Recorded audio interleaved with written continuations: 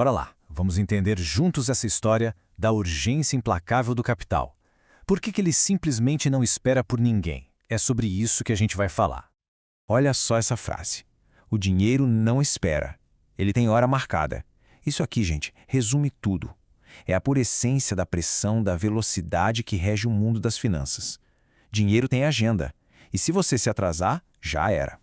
E para ilustrar isso, a primeira história é um exemplo perfeito. Pensa numa corrida maluca contra o tempo, daquelas que cada segundo faz toda a diferença. Imagina a cena, um escritório em Alphaville, dia normal, de repente o telefone toca. Do outro lado da linha, uma cliente, em pânico total. A voz dela era de quem está prestes a ter um filho, sabe? A urgência era quase física, dava para sentir no ar.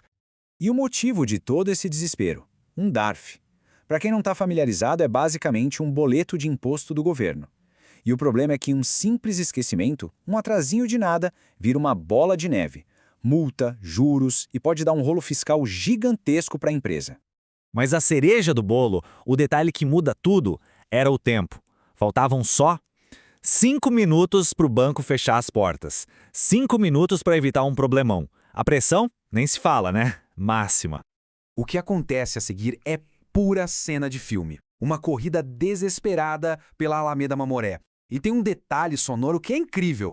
O som dos sapatos com sola de madeira batendo no piso de mármore. Parecia um sapateado frenético. É a imagem perfeita do desespero misturado com foco total.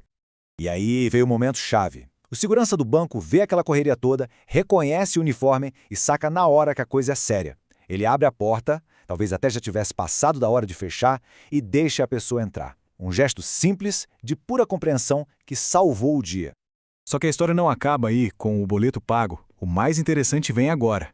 É o que acontece depois, que revela a verdadeira lição. Bora ver como essa correria toda virou uma grande sacada? Quando a pessoa volta, ainda sem fôlego, a cliente manda uma que muda tudo. Ela diz: não, você só conseguiu porque quis. Se não tivesse força e intenção, não teria dado tempo. Olha que sacada. O mérito não foi só correr rápido, foi a força invisível da intenção. A pura vontade de fazer dar certo. E isso leva a gente para uma definição muito importante. Intenção não é só querer uma coisa, sabe? É foco. É a força que aponta o dinheiro na direção certa. Sem um propósito, sem essa intenção, o capital vira fumaça. Simplesmente se perde no meio do caminho. E a outra ficha que caiu naquele dia foi sobre a confiança. Já parou para pensar por que uma nota de dinheiro ou um número na tela do banco vale alguma coisa? É porque todo mundo junto acredita que vale. A confiança é o que sustenta tudo, é a base invisível de toda a economia. E essa metáfora é perfeita, né? A economia é um corpo e o dinheiro é o sangue. Dinheiro guardado, parado, não serve para nada. Ele tem que circular, tem que fluir para manter o sistema vivo. Se o sangue para, o corpo morre. Com a economia é a mesmíssima coisa. A essência de tudo é o movimento. Ok, então o dinheiro precisa se mover. Mas se mover para onde? A próxima história é sobre isso. É sobre como a observação ajuda a gente a ver oportunidades que estão bem na nossa frente, mas que a maioria das pessoas não enxerga. Vamos voltar no tempo. Ano de 2002. O Brasil tinha acabado de ganhar a Copa do Mundo. Imagina a cena. Uma fila de banco, aquele tédio de sempre. Só que, em vez de ficar no celular ou olhando para o nada, a pessoa da história tem um hábito curioso. Ela observa. Observa tudo, todo mundo, como se estivesse fazendo um scanner do lugar. E é por causa desse hábito de observar que ela percebe algo que ninguém mais viu. Sentado ali, conversando com o gerente, era o Cafu. Sim, o capitão da seleção.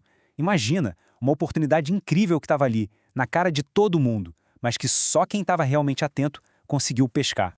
A pessoa não pensou duas vezes. Foi lá, parabenizou o capitão pelo título e pediu um autógrafo. E na falta de um papel, pegou um cartãozinho da empresa mesmo, no improviso. E tá aí o resultado. Uma lembrança, um pequeno troféu conquistado simplesmente por estar de olhos abertos. Mas o mais engraçado é o que vem depois. A atitude dela chama a atenção de todo mundo.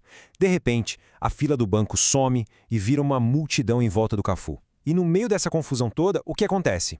A pessoa vai lá e paga as contas dela rapidinho. Olha que doido, focar na oportunidade acabou resolvendo o problema inicial, que era a fila. Beleza, a gente viu uma história de corrida e outra de observação. O que essas duas experiências que parecem tão diferentes têm em comum é que juntas elas formam um conjunto de princípios, um tipo de elixir sobre como dominar o jogo do capital. Vamos resumir então. São 5 ativos essenciais, aprendidos na raça, não em livro. Primeiro, tempo. É um ativo que não se renova. Gastou, já era. Segundo, confiança, que é o que dá valor a tudo. Terceiro, intenção, que é tipo o GPS do dinheiro. Quarto, movimento, porque dinheiro parado é dinheiro morto. E o quinto, que é muito poderoso. O capital prefere um mestre. O dinheiro vai para quem sabe o que fazer com ele. Cada um desses é uma peça-chave. E juntando tudo isso, a gente chega numa encruzilhada. Uma pergunta fundamental sobre a nossa mentalidade, sobre como a gente se relaciona com o dinheiro. A questão toda é essa aqui, olha. Existem basicamente duas mentalidades. A de escravo, aquela pessoa que trabalha pelo dinheiro, que vive correndo atrás dele e, pior, não entende as regras do jogo. E a mentalidade de mestre, aquela que faz o dinheiro trabalhar para ela. Não se persegue o dinheiro, se cria as condições para ele chegar. A grande virada de chave está em entender e dominar as regras. No fim das contas, é isso. O dinheiro por si só não é nada, é só uma ferramenta. Ele pode ser uma corrente que aprisiona ou um martelo para construir o que se quiser. O que faz a diferença é quem está usando a ferramenta. É a mentalidade por trás. E para fechar, fica essa provocação. Não é para dar uma resposta pronta, é para fazer pensar. Que tal parar de ser o escravo, estudar as regras e se tornar o mestre?